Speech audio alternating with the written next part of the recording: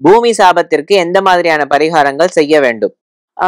பொதுவா இப்ப நம்ம வந்து சாபங்கள் பத்தி வந்து பார்த்துட்டு இருக்கோம். நம்ம ஏற்கனவே இந்த பூமி சாபத்த பத்தி நம்ம ஏற்கனவே வந்து பேசியிருக்கோமும் கூட.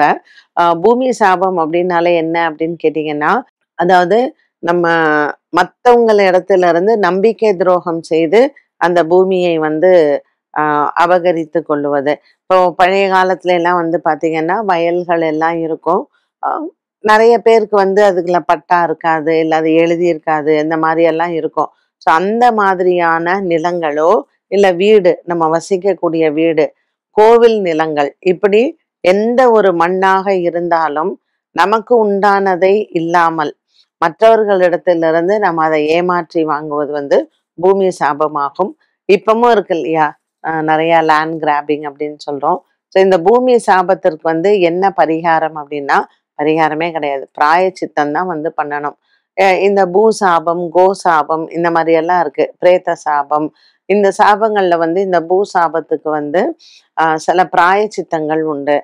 சில ஹோமங்கள் வந்து பண்ண வேண்டியிருக்கும்.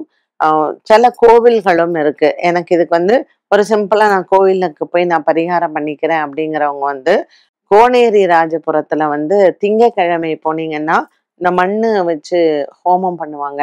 ஸோ அங்க வந்து நீங்க இந்த சாபத்துக்கான இத பண்ணிக்கலாம். அதே மாரி மண்ணச்சநல்லூர், திருச்சியில வந்து மண்ணச்சநல்லூர்ன்னு ஒரு கிராமம் இருக்கு. அங்க வந்து பூமிநாதர் சிவபெருமான். அதுவும் திங்கட்கிழமை அன்று நீங்க வந்து இந்த வாஸ்து ஹோமம் பண்ணும்பொழுது, நமக்கு பூமியினால் ஏற்படக்கூடிய இந்த சாபங்கள், பூமியினால் ஏற்படக்கூடிய தோஷங்கள் வந்து தீரும். என்ன நேயர்களே, இன்றைய சுபதினம் நிகழ்ச்சி அனைவருக்குமே பயனுள்ளதாக அமைந்திருக்கும்.